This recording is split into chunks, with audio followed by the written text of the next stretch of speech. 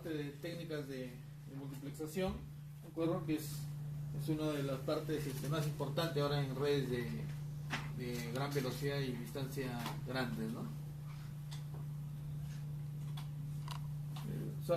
Lo primero que vamos a ver que las técnicas de multiplexación, ¿no? Nacieron en los años 80, ¿no? Más o menos, ¿no? Primero con una tecnología WDM, que es multiplexación por división de longitud de onda, en la cual, digamos, cuando se multiplexan dos longitudes, normalmente se llama BWDM. Y cuando se multiplexan más de dos, y digamos, hasta incluso esto también ha variado, o sea, ahora se considera CWDM hasta 32 longitudes, o sea, 32. Y más de 32 ya es densa, ¿no? ¿De acuerdo? Entonces, ¿qué significa eso? Significa, por ejemplo, si yo transmito 10 longitudes a 10 gigas, entonces quiere decir que por la fibra está yendo cada longitud a un giga. Si multiplicamos un giga por las 10 longitudes, me da 10 gigas. ¿De acuerdo?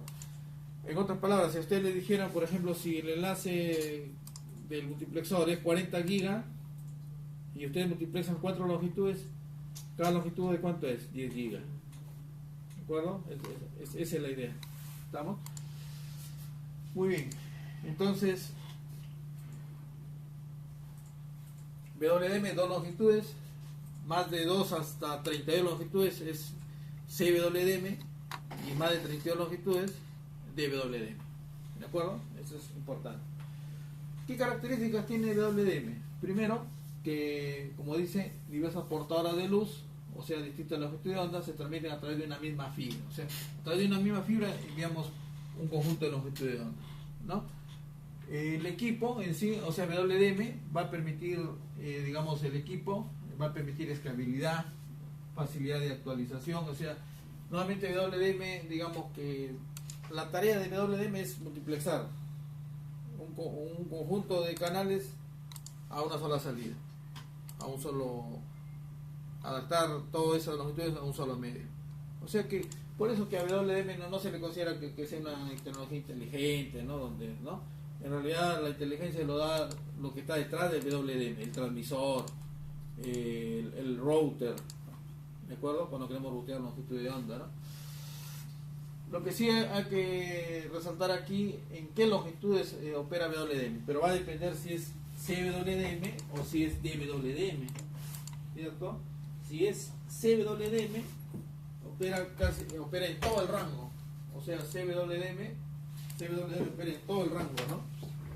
Y cuando decimos todo el rango, estamos hablando desde 1225 hasta 1625, ¿no? O sea que CWDM, ¿no? Opera en 1225, 1310, por ejemplo, 1550 y 1625, ¿no? Bueno, está correcto. Nanómetros, ¿no? Y DWDM solo opera en dos rangos, ¿no? En 1550 y 1625. Eso es lo que tenemos que nuevamente a este rango es la de C. Este rango se llama banda C y este es banda L. Bueno, o sea que CW trabaja en esas dos bandas y en bandas anteriores, ¿no? Como son tecnologías, como las técnicas de multiplexación, tienen que cubrir pues distancias grandes. Cuando decimos distancias grandes estamos hablando de 20, 30 o a 20, ¿no? 50 kilómetros. Entonces, CWDM no utiliza amplificadores. ¿Por qué no utiliza amplificadores? Porque pueden multiplexar y se puede transmitir esas longitudes hasta, por ejemplo, 80 kilómetros. ¿De acuerdo? Entonces no requiere multiplexadores. Sin embargo, cuando hablamos de WDM, ya es una red, por ejemplo, de 400 kilómetros. Entonces ya el equipo no puede inyectar a través del transmisor luz hasta 400 kilómetros, ¿no? Llegaría muy lleno muy atenuado y dispersada la señal, ¿no? Entonces se requiere amplificadores, ¿no? Por eso nuevamente los tipos de amplificadores que se utilizan son los LFA, aunque también pueden utilizarse los SOA, amplificadores de semiconductores, LFAs y también otros amplificadores llamados Raman, ¿no? Para reducir el ruido y tener digamos un alcance más grande, ¿no? Raman, ¿no? Transparente, dice, efectivamente, sin conversiones, sin formato, a eso íbamos, ¿no? O sea que en realidad multiplexa nada más, no hace inteligencia, ¿no? Por eso se dice, no tiene como Sonet, por ejemplo, que tiene una estructura de formato, ¿no? Es la tecnología que como Gigabit, GPON, que son tecnologías que sí tienen una estructura de formato, una cabecera, se procesa, acá no, sin conversiones, sin formato. Justamente por no hacer esto es de bajo costo, ¿no? ¿De acuerdo? Ahí está justamente lo que les estaba indicando, ¿no? Que hay 4 ventanas en las que se implementa, ¿no? ¿Dónde está la ventana donde se implementa WDM? Por ejemplo, lo tenemos desde aquí, ¿no? Desde la banda C, ¿no? Banda C y banda L, 1550 y 1025, ¿no? Y la banda de 1310, que es la banda S, como pueden ver aquí, ¿no? De la banda S, ahí también posteriormente se llevó CWDM, ¿no? Y tienen ahí la atenuación importante, o sea, si yo quiero acomodar más longitud de onda, tengo que utilizar por eso una fibra donde la atenuación sea menor, ¿no? ¿De acuerdo? Más alcance.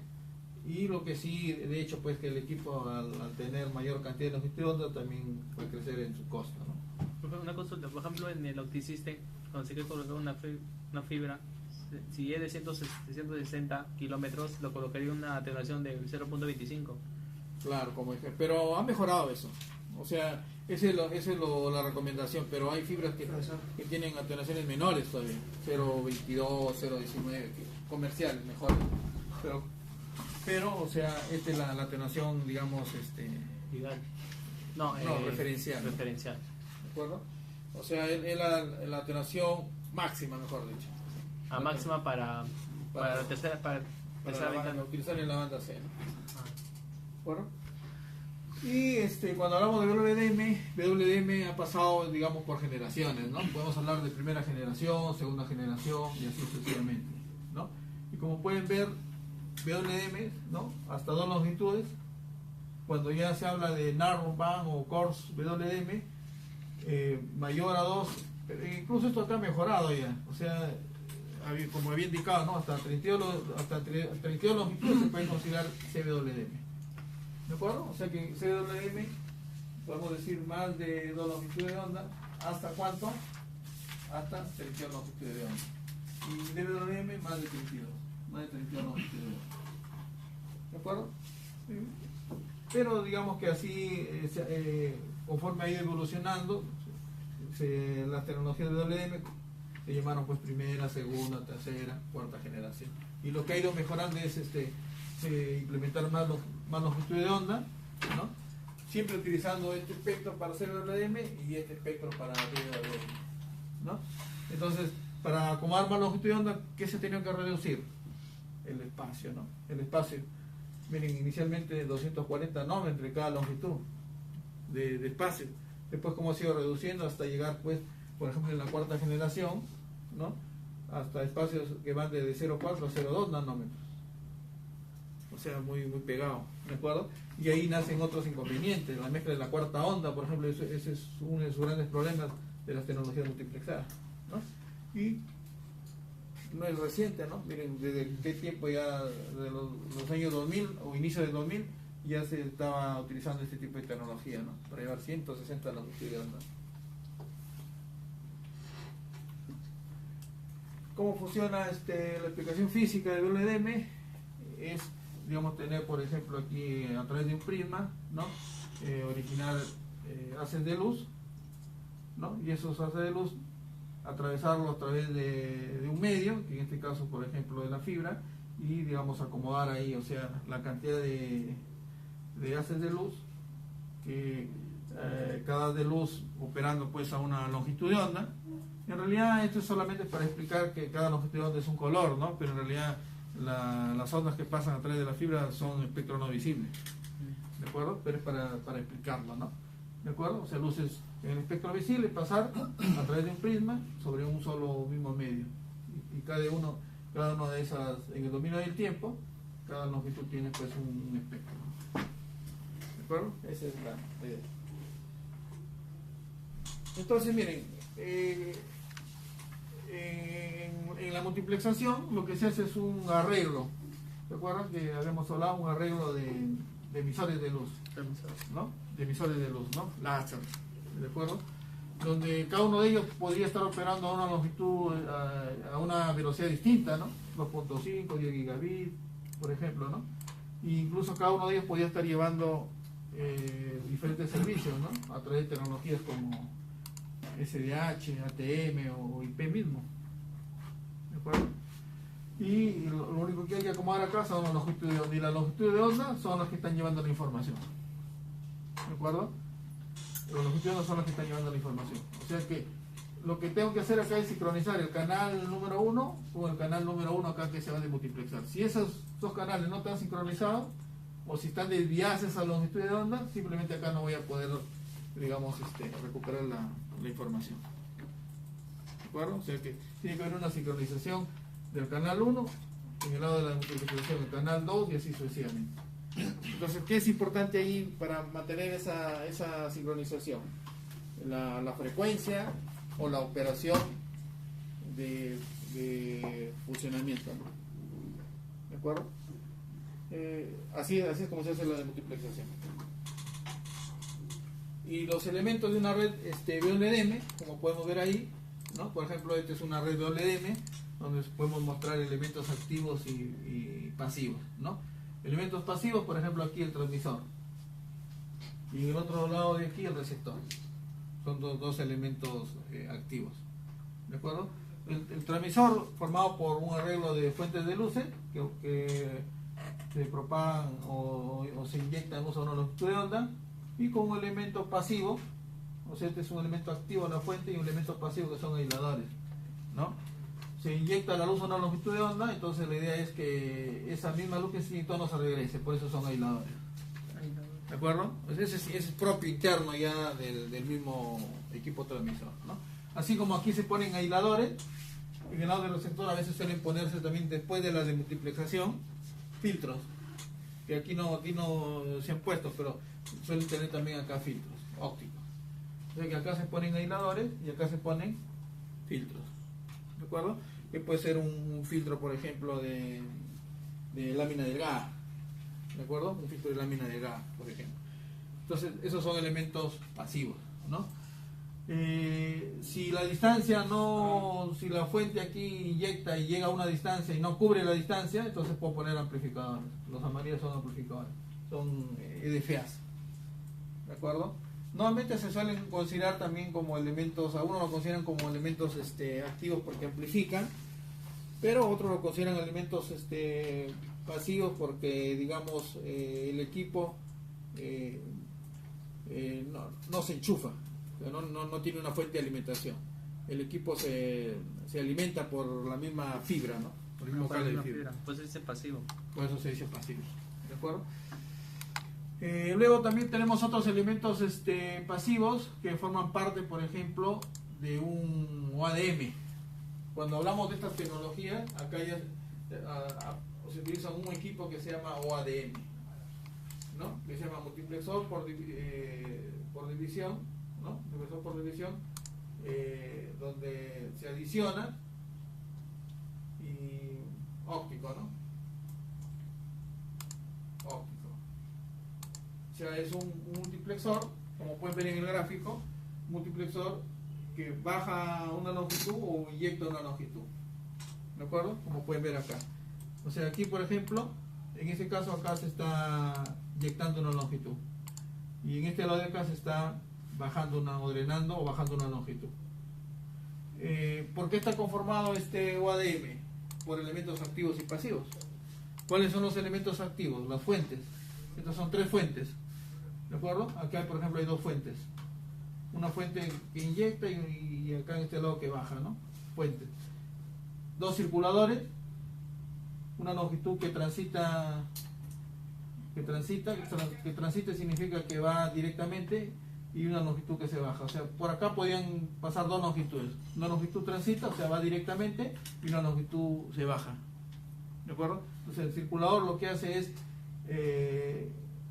llevar la longitud, circular una longitud hacia un puerto si quiero bajar, o si inyecto, circularla también, ¿no? Y acá hay un filtro que se llama un filtro de Bragg, ¿no? Un FBG, un filtro de rejilla de Bragg, Ese filtro de rejilla de Bragg se pone entre dos circuladores. Y el filtro de lámina delgada se pone en la salida de los multiplexores. ¿De acuerdo? Entonces ahí tenemos, miren, como elementos pasivos, aisladores, filtro de Bragg, filtro de lámina delgada, ¿de acuerdo? EDFAs, atenuadores. Acá hay un atenuador, por ejemplo, eso es otro elemento pasivo. Aquí hay un conmutador que también es un elemento pasivo y que me permite ahí conectar equipos activos, ¿no? Un medidor de longitud de onda, un power emitter, ¿no? Un conmutador para poner dos equipos ahí. ¿De acuerdo? Entonces, así miren los elementos de una red DWDM. ¿Estamos? Ahora, si ya implementamos ahora, veamos ahora la red como ya no tanto ya haciendo las especificaciones específicas, ¿no? De cada equipo. Este es un UADM, que es un equipo en sí, porque necesita una fuente de alimentación, pero internamente está compuesto por fuentes, detectores y circuladores y filtros. ¿De acuerdo? Cuando ya implemento una red de WDM, ¿no? De gran distancia, entonces, por ejemplo, aquí que tengo un MUX, ¿de acuerdo? Un MUX de MUX, y en el otro lado igual, ¿no? En este caso sería de MUX y MUX, ¿de acuerdo? Un multiplexor, nuevamente a él que le conecto un transmisor. Si un MUX tiene 4 entradas, tengo un transmisor de 4 salidas, ¿no? Pero a veces vienen como un equipo, como un conjunto integrado de equipo, ¿de acuerdo? Entonces tengo acá un MUX ponder y acá un MUX ponder, ¿de acuerdo? Que quiere decir que transportan o reciben, ¿no? Y internamente, entonces, ¿cómo conecto estos dos equipos? Entonces en el camino yo me puedo encontrar la distancia que se va a cubrir, por ejemplo. Si es una distancia hasta una distancia del transmisor que llega por decir 80 kilómetros, ¿qué tengo que poner aquí? Un amplificador, ¿no? Un EDFA, ¿de acuerdo? Pero podría ocurrir dos cosas aquí, ¿no? Que aquí la señal que se inyecta es una señal muy grande, entonces podría al EDFA agregarle, digamos, mucho ruido, ¿de acuerdo? Podría ocurrir eso. Entonces, ¿qué pongo acá? Un atenuador, y ese atenuador es variable, ¿no? Un atenuador que viene, por ejemplo, de 1 a 10 dB, entonces yo lo varío de acuerdo a lo que requiera, ¿no? O sea, son atenuadores variables que vienen de 1 a 10 dB, ¿de acuerdo? El amplificador, pero no solamente, digamos, el amplificador amplifica el ruido, sino también agrega dispersión. Entonces yo necesito utilizar un compensador, ¿de acuerdo? O sea, no es, cuando yo tengo una señal a alta velocidad, no es cuestión solamente de darle potencia, sino que la onda se va a deformar. se va a deformar. Entonces, ¿por qué? ¿Por qué se deforma? Porque hay dispersión. Porque hay dispersión. Entonces hay que arreglarlo con dispersión. Eso acabamos la teoría y ahí he preparado un laboratorio para hacer justamente eso de ahí, ¿ya? Para una red de 320 kilómetros se preparaba. Ya acá está el opticismo. Ah, sí está el opticismo. ¿Cómo? El opticismo sí está acá. Sí, sí está lo que es esto. Pero acá en este lado no funciona, acá funciona. No le digo. Porque acá ya caduca, ya así que pasa por acá. Ah, verdad, ¿no? Entonces ahí voy a está. probar, ¿ya? Entonces se utiliza un módulo de compensación de dispersión. Ese módulo de compensación no es otra cosa que un modulito, o sea, un cassette, ¿no? Donde tiene una entrada y una salida. No es una fibra, sino que es una una fibra que tiene cierto kilometraje nada más, 2 kilómetros, 5 kilómetros, 8 es de pequeño tamaño nada más, ¿de acuerdo? Que sirve para compensar. ¿Estamos? Esos son los componentes que podría yo implementar, ¿no? Entonces ahí tienen, miren, ahora también nosotros habíamos dicho cuando ingresa a la OADM, yo puedo tener longitudes estandarizadas. Estas son longitudes estandarizadas, miren. Aquí he puesto aquí, que se llaman longitud de ondas ITU, reconocidas por la Unión Internacional de Telecomunicaciones, ITU-T en el área de telecomunicación. Entonces suele ocurrir que a veces se utilizan longitudes que no son estandarizadas, pero que son cercanas. Por ejemplo, acá, por ejemplo, una 1300, por ejemplo, o 1290, ¿de acuerdo? Entonces hay un elemento que se llama el transponder, que ingresa una longitud y sale otra longitud. O sea, ingresa una longitud no estandarizada y sale una longitud estandarizada. El transponder ingresa señal óptica, procesa en eléctrica y sale en óptica, ¿no? Ese es un transponder. ¿Para qué sirve un transpondedor? El transpondedor está dentro de un ODM, está dentro de un conmutador, ¿no? Que va a permitir, o sea, internamente, digamos que tiene entrada y salida óptica, pero procesa en eléctrica. Pero hay algunos OADMs que, digamos, tienen internamente todo lo hace óptico, o sea, no necesita de un transponder, ¿de acuerdo? Bueno, el multiplexor,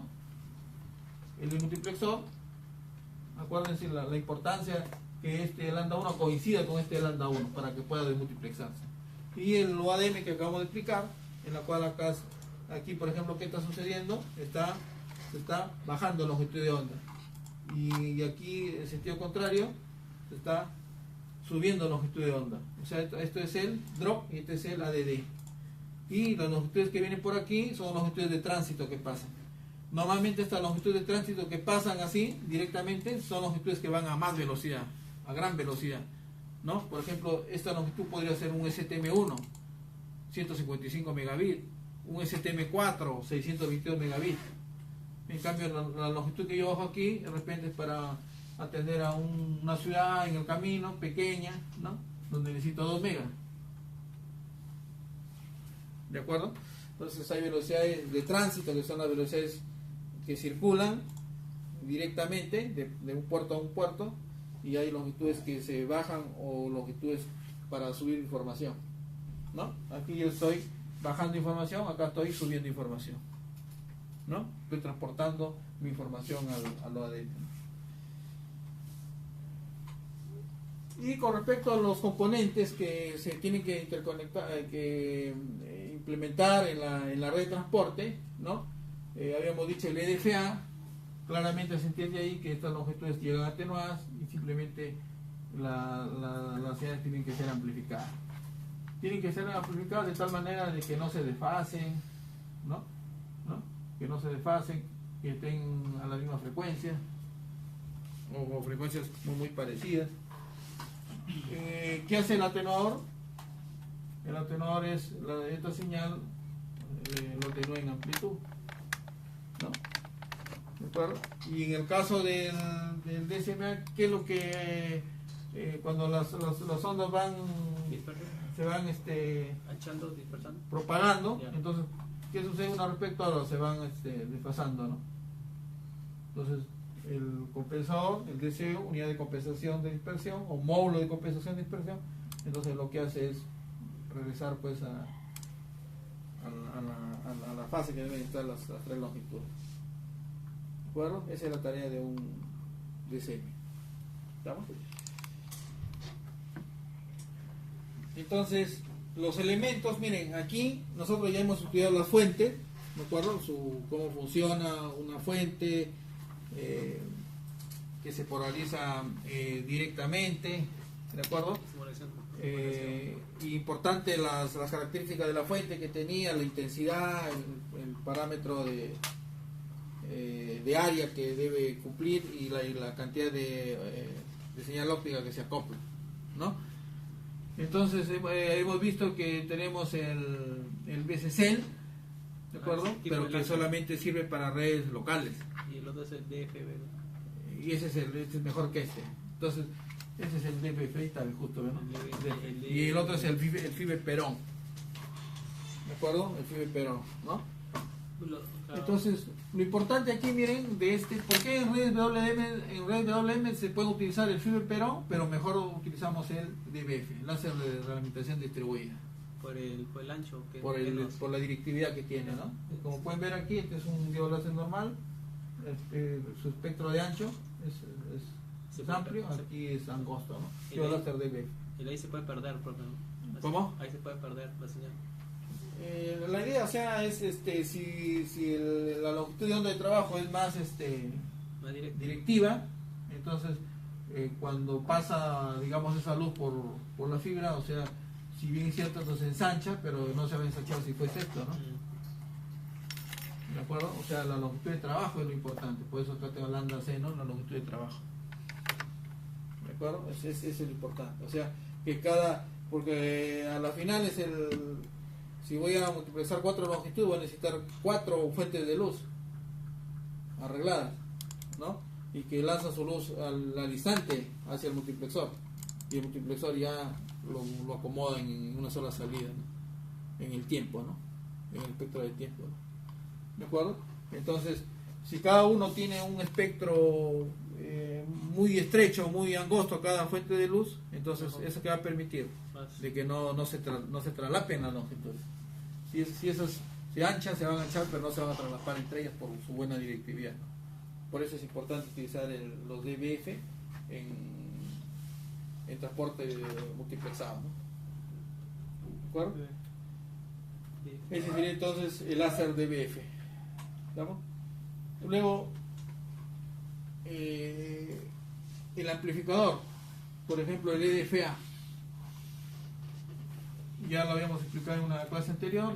Importante aquí, bueno, recordar un poco que es un pedazo de fibra óptica, ¿no? La que forma parte del EDFA, que es una fibra dopada con erbium de 20 metros aproximadamente, que se utiliza, digamos, un acoplador WDM, ¿no? Donde en el acoplador WDM se tiene dos cosas, ¿no? La longitud de onda o la inyección de luz que está operando a 980 o 1480, que se llama inyección de luz de bombeo, ¿de acuerdo? Y la longitud de onda que yo quiero transmitir, que siempre es mayor a si utilizo esta o la de acá, que normalmente está en banda C, ¿no? Que es 1550, ¿de acuerdo? Entonces, como dice aquí, ¿no? Solamente opera desde 1510 hasta 1600 nanómetros. Exactamente cuál sería el alias, 1550, ¿no? En el medio. ¿De acuerdo? Eso es para recordar un poco, ¿no? Ahí tienen ustedes las características que tiene este DFA, ¿no? No efectúa conversión eléctrica, sin regeneración, ¿de acuerdo? No es como un regenerador. Un regenerador es un equipo que tiene fuente de alimentación y que puede regenerar amplitud, forma de la señal, y puede convertir tiempos para pasar una longitud a una longitud de tamaño distinto, ¿no? O sea, un R, un 2R, un 3R, ¿de acuerdo? Bueno, ya habíamos indicado en estas bandas, se llama una banda. ¿Cómo se llama esta banda? Banda C, ¿no? Y la longitud 1530, 1550, 1565. Ahí tengo la longitud de onda. Pero la banda es la banda C. Claro, C. Bueno, y como podemos ver, miren el factor de ganancia de 20 a 40 dB. O sea, tiene un buen factor de ganancia, incluso más grande que un Raman. ¿De acuerdo? Pero la cosa es que no puedo poner muchos CDFAs en cascada. Ya puedo poner máximo hasta cuántos. 3, 4, 5, ¿de acuerdo? En cambio en el Raman yo puedo poner 12 amplificadores en cascada y me va a cubrir pues más distancia. Se le dice en una tabla, ¿no? esos datos en una tabla. Sí, en la práctica ya, ¿no? La potencia óptica, 100 miliwatts. El hecho de que tengan buenas ganancias, tienen que tener una buena potencia, 100 miliwatts. Y bueno, en este caso útil para red WDM, ¿no? Para atender distancias medianas grandes, ¿no? Bueno, ¿y dónde lo utilizo el NFA? ¿Se acuerdan? Lo puedo utilizar después del transmisor, antes del detector o en línea, ¿no? En etapa de potencia de emisores o detectores, como amplificadores de línea, ¿de acuerdo? ¿De acuerdo? Como amplificadores de transmisores de banda ancha, ¿no? Ahí miren, tenemos acá un cuadro, por ejemplo, de factor de ganancia versus la longitud de onda del EDFA, ¿no? ¿Qué podemos observar ahí? Que conforme, digamos, le dé más ganancia al EDFA, va a tener un comportamiento, ¿no? Donde la amplificación ya no es uniforme. Acá es casi uniforme, ¿cierto? Aquí también, ¿no? Hasta el amarillo podemos decir que un poquito ya, ¿no? Pero ya en el celeste ya comienza a notarse la no uniformidad, ¿no? O sea, en ciertas longitudes ya no amplifica lo mismo. Incluso ya después de los 40 dB de ganancia, ¿cómo podemos ver? Ya tiene un comportamiento negativo ya. Por eso justamente el EDFA dice que hasta donde yo lo puedo utilizar, hasta los 40 dB, ¿no? Porque ya amplifica aquí bastante, pero en otras longitudes ya no amplifica tanto, entonces ya no hay uniformidad, ¿no?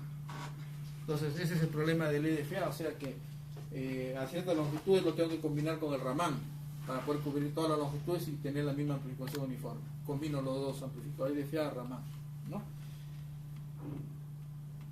Ahí tienen, miren, algunas especificaciones del EDFA: rango de longitud de operación, o sea, en banda C, rango de potencia de entrada, que le debe llegar desde los menos 10 hasta mínimo 3 dBm, ¿no? Potencia de salida, más 18 más 19 dBm, ¿no? La ganancia, típico 24 dB, ¿de acuerdo? Estabilidad de salida, 24 dB para menos 10 dBm, ¿no? De potencia de entrada, ¿no? Estabilidad de salida respecto a la temperatura, figura de ruido, 5, 5.5, valores típico y máximo, ¿no? Ahí justo en el laboratorio que vamos a hacer, vamos a utilizar las ganancias que van entre 24 y 25 y figura de ruido típico de 5, ¿no?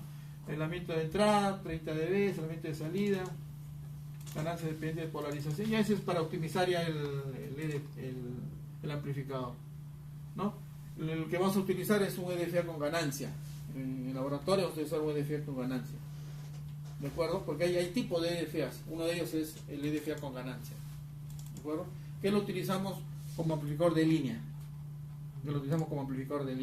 o sea que no va después del transmisor ni antes del receptor, sino va después de una distancia de longitud de fibra, después de 80 kilómetros, después de 50 kilómetros, dependiendo cómo la necesidad de cómo se utilice, ¿no?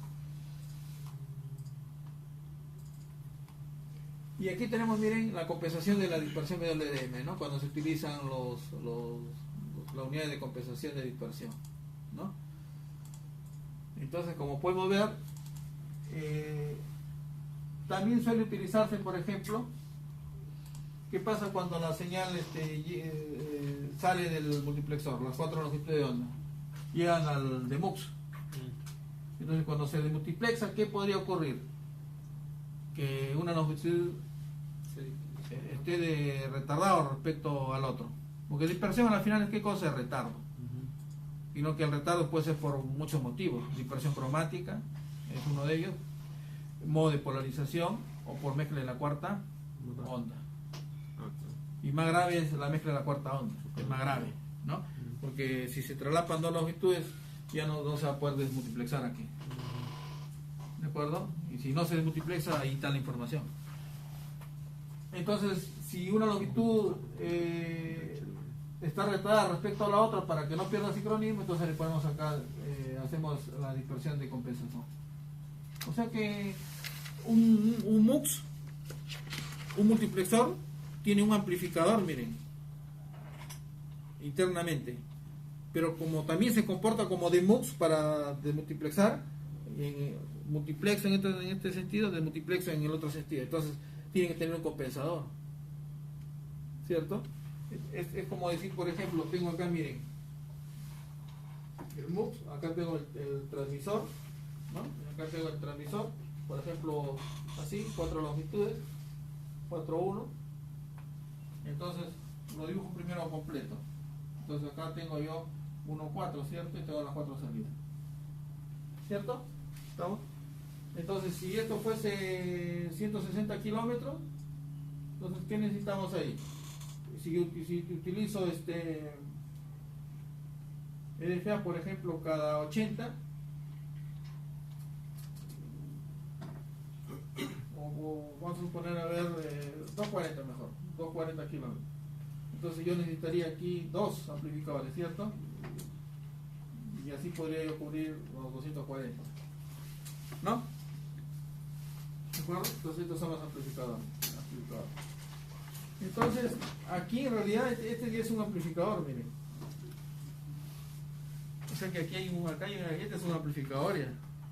O sea, por sí el transmisor multiplexor internamente tiene un amplificador, ¿de acuerdo? Pero como al amplificar, aquí va a haber el problema de que la señal aquí se va a dispersar, entonces aquí es donde yo pongo el DCM. El DCM. Igual acá. Acá iría el DCM. Y quiere decir que cuando llegue aquí, entonces acá tiene que haber un DCM, pues, ¿cierto? ¿No? Tiene que haber un DCM.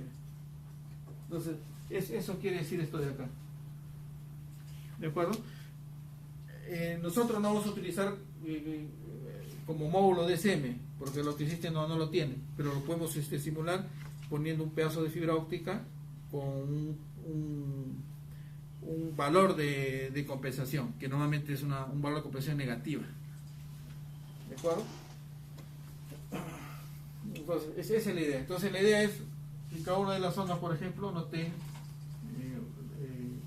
conforme las ondas se van pasando o se van propagando en una distancia, entonces una respecto a la otra, como pueden ver, no están desfasadas. Esa es la idea, ¿no? Que esas longitudes no estén desfasadas. ¿De acuerdo? Esa es la idea.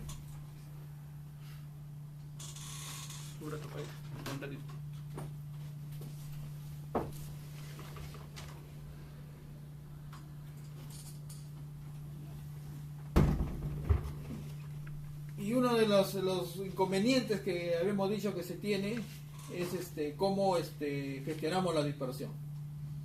Gestión de no linealidades, por ejemplo. Las tecnologías WM, como trabajan con altos niveles de potencia, y como esos niveles de potencia deben ser mantenidos, ¿de acuerdo? Para que se pueda tener las ondas en el lado del receptor. ¿Qué puede ocurrir? Puede ocurrir de que como tengo varias ondas, por ejemplo aquí voy a tener 4 lambdas, ¿no? Lambda 1, lambda 2, lambda 3, lambda 4, ¿no? Cada lambda operando a una longitud de onda espaciadas. Aquí hay por ejemplo, ¿no? Este puede estar operando a 1310, a 1510. Entonces acá a 1520, por ejemplo, ¿no? 1505, ¿no? 1510, 1515 y 1520, por ejemplo, ¿no? 1505, 10, 15 y 20, separados 5 nanómetros, por ejemplo, ¿no? Una respecto a la otra, ¿no? ¿De acuerdo? Entonces, tiene que haber también una banda de guardia entre ellos, una separación, ¿no? Por ejemplo, de 2 nanómetros de separación, por ejemplo. Entonces, esa banda de guardia se tiene que respetar. Si la separación entre las dos lambdas es menor a 2 nanómetros, entonces va a suceder esto, ¿no? La mezcla de las 4. ¿Espacio que? O sea que se debe respetar ese espacio entre cada longitud de onda, ¿no? ¿De acuerdo? La regularidad regida de longitud de onda da lugar a cómo el producto de la intermodulación que se produce de otras señales con longitud de onda distintas a las nominales, ¿no? Entonces, ¿qué debe utilizarse ahí? Una rejilla en regular con niveles de potencia más bajos. O sea, a ver, no sé si acá te he explicado esta parte. Ahí está, ¿no? Por ejemplo, miren, ¿qué significa la mezcla de la cuarta onda? Hay una onda de operación, o sea, que es lambda 1, lambda 2, lambda 3, ¿de acuerdo? Cuando por dispersión cromática, ¿qué pasa con esta onda? Esta onda se desvía hacia un valor superior, hacia un valor inferior. Pero esa desviación, ¿qué significa? Que la señal se atenúa. Y esa señal que se atenúa tiene que convertirse en algo, pero no desaparece. ¿De acuerdo? Esa longitud, digamos, disculpen, esa amplitud, o sea, se atenúa, pero esa energía se desvía. O sea, en un lambda 223 y en un lambda 113 y en un lambda 111, ¿no? O sea, ¿qué pasó ahí? Se afectó la amplitud de la longitud de operación. Y lo mismo ocurriría con este lambda 2 y este lambda 3. ¿Y qué podría pasar? Que las dos señales, por ejemplo, esta es la señal de 223 y esta es la señal de 1, o sea, lambda 1, 1. ¿Qué ha pasado con estas dos señales? Se han juntado. Entonces ya no se está respetando el espacio, ¿no?